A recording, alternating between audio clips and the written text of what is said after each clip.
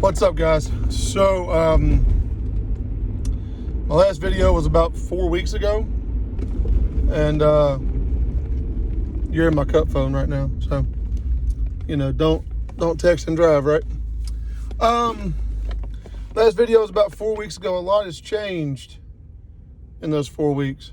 I had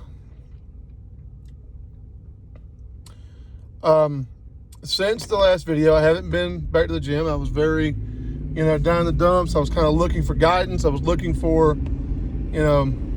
where to go from here.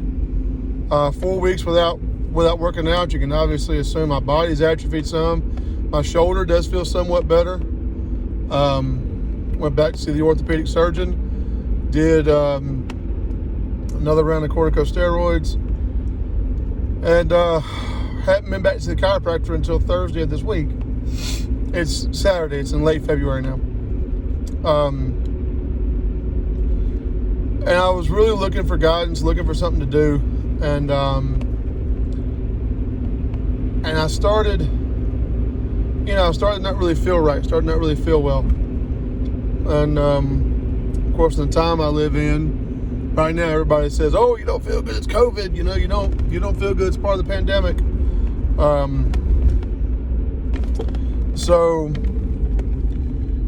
Monday of this week, President's Day, I didn't feel good at all.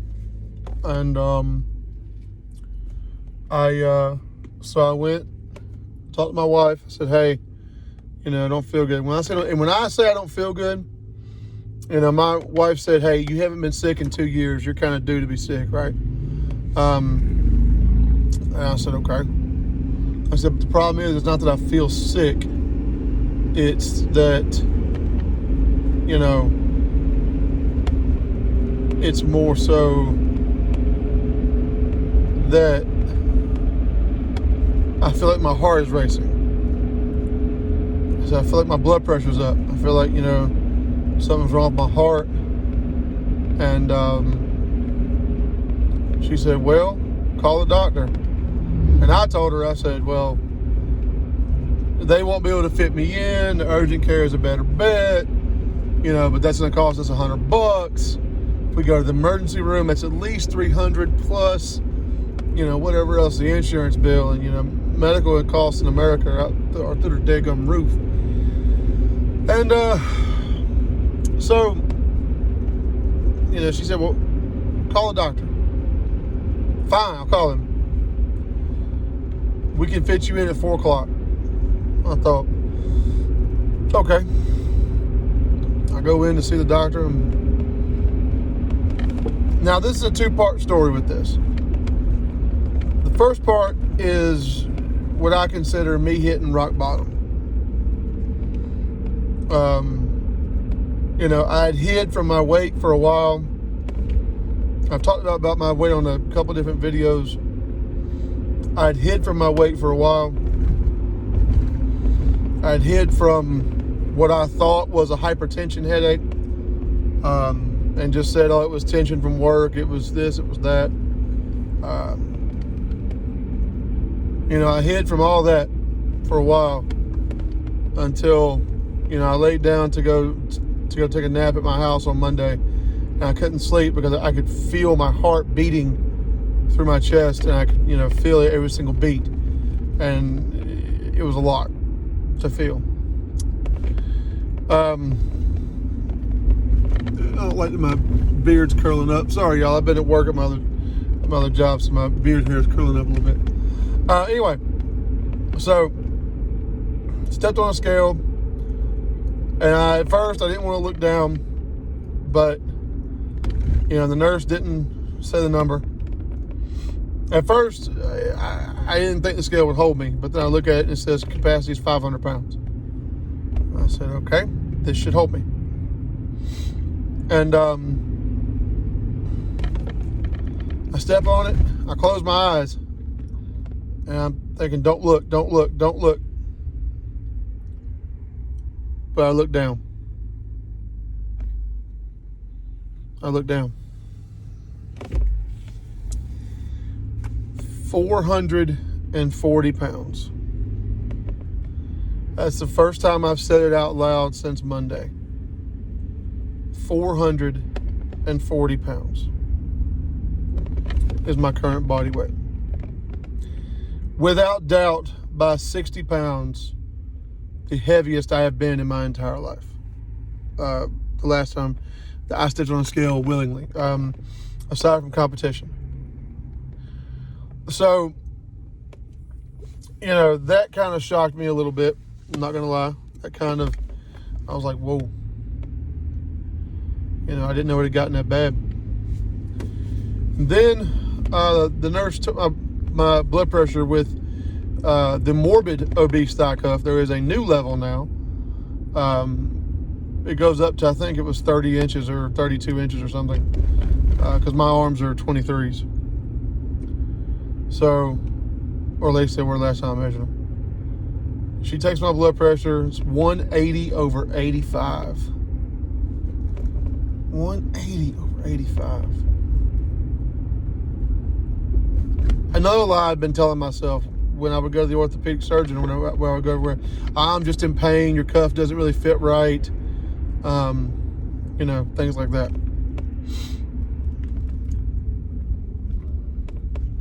$180 over 85. Doctor comes in, he talks to me about life and what's been going on. I mean, you guys have seen it on the channel. If you've watched any of my older videos, you've seen kind of, the stress and the struggles that I've been through, that everybody's going through right now with COVID-19 and everything else. And he tells me that I have stress-induced hypertension. And that I'm heading down the path toward heart disease. And, guys, I'm 30. I'm heading down the path toward heart disease, and my sons growing up in their later years, when they have kids without their dad, when they would need advice, when they would need, whatever, without their dad. And that was something I couldn't really stomach. I couldn't stomach leaving my kids, leaving my wife, behind like that. And so I'm sitting there in the doctor's office. He wants to hold me for observation. Wants me to take a blood pressure pill while I'm in there to get it to lower so that I can go home and be safe. So I'm sitting there in the office. I'm just sitting there. I'm just looking around. I'm just like, what can I do?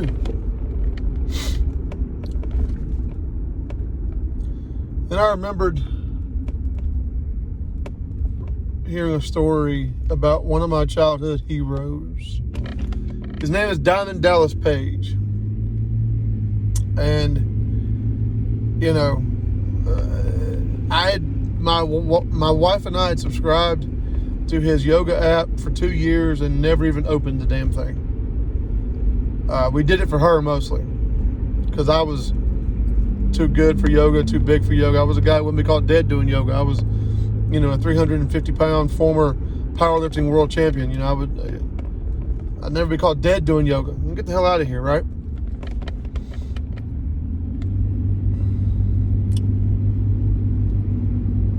Dallas has a book, it's an audio book called Positively Unstoppable. I listened to the entire book that night. The next day, my wife and I did our first Diamond Dallas Page yoga workout. That was Tuesday. And Wednesday we did another. And Thursday we did another. And Friday, we did another. After a month away from working out, I've done 4 consecutive days of at least half an hour to 45 minutes of activity, including yoga, and using what Dallas calls dynamic resistance. For those of you that know anything about muscle contractions, think isometric contraction with isokinetic movement, okay? That's the only way I can really explain it. Matter of fact, I think Dallas explains it the same way. But anyway, so, you know, I'm doing the workouts. I'm having to modify it for myself some, you know, because I didn't realize how much I'd fallen. And, you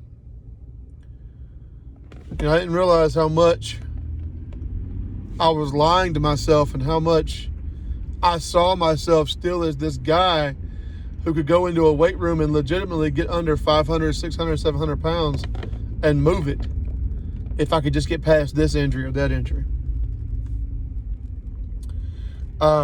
It was after the first workout with DDP and then the second one that I wrote down in my office at home, you know, a step process. I'm calling this Operation 125. My goal by May, and I hope to use these vlogs and to use these videos as documentation for the next 15 months. My goal by May of 2022 is to weigh 315 pounds. Now, most people, again, are like, 315? Good God, you're still overweight. Well, understand that 315 at 6'5", you know, when I last weighed 315, I was wearing a 2X shirt. Like most guys that weigh 315 are wearing a 4 or 5X. I wear a 4X shirt now at 440 pounds. So my weight is stretched out, and it's in different spots compared to most people, right? So that's my goal, is to weigh 315. And I didn't think anything was happening until tonight. And tonight is Saturday. I'm on the way home from my other job. It's our first day back in 6 weeks because of the winter season. And I thought for sure that walking around that much, that my back would be blown out, that it would be numb, that I would get that really numb, tingling sensation, you know, and that it would hurt to be on my feet that much. My feet would hurt, my back would hurt, and I'd be miserable. I'd be sweating the whole time because I'd be in pain, and I'd be miserable. Guys, let me tell you, when I arrived at work at 12 o'clock, I worked a shift from 12 to 5. It's not a lot. In 5 hours of not being mobile the entire time, I did 12,500 steps. Now, that's not a ton. I get that. My main job, I sit down and teach every day. But I did 12,500 steps with no pain. I drank 4 bottles of water. Since Tuesday, I've been doing some intermittent fasting. I'll eat between the hours of 11 and 6:30 or 11 and 7. So I do a 16 to 8. I've cut down on my sodium consumption. The average American eats 5,000 milligrams a day. I was getting 6,500 in breakfast. So I'm sure that while most of it was stress, we can't forget the possibility that some of it was also what I was putting into my body. So my next, you know, I'm not going to weigh in every week or every day. Like some people need the scale to weigh in every day. I've decided I'm going to weigh in once a month. I don't own a scale that can hold me. My doc does. So I'm going to weigh in once a month. My next visit with him is my annual physical on March the 3rd. And I'm going to ask him if I can drop by once a month to weigh in and to get a blood pressure check so I can keep tracking myself, kind of my ups and downs, my peaks and my valleys, if you will. And I'm probably going to do it on Wednesdays because, you know, stuff at work is changing. But, yeah, I go back to see him March the 3rd. My goal is to be 10 pounds lighter by March 3rd. I know it's a lofty goal, 10 pounds in 2 weeks. But I think with immediate lifestyle changes like that, like I'm adding in weights and I'm adding in traditional cardio starting tomorrow to go along with DDP yoga. I'm actually going home now to build the workout now. So, you know, I think that I can do it. My wife is doing it with me because obviously she wants me around. I don't know why sometimes, but she does. And, I really, really want to do this. Most guys who are overweight or who are struggling with their weight, who are married and have kids, say, they want to do it for their kids, and that's true. I love my sons more than anything in this world, and I want to be here for them as long as I can. I want to see them grow up and have kids of their own and know that Daddy loves them. But I want to do it for my wife too. She deserves to have me around, and I'm not the most affectionate person at times. I'm not the easiest to get along with at times, but I'm doing it for her too, and for me. I want to be around for me too. You only get, Dallas says life is 10% what happens to you, 90% the way you respond. And I said in my last video, because I actually rewatched it tonight to see all the pain in my eyes and all the sadness and all the despair. And Dallas says that life is 10% of what happens to you, 90% the way you respond. My response to this, I'm going to kick it in the ass. Have a good one, guys. I'll see you on March 3rd.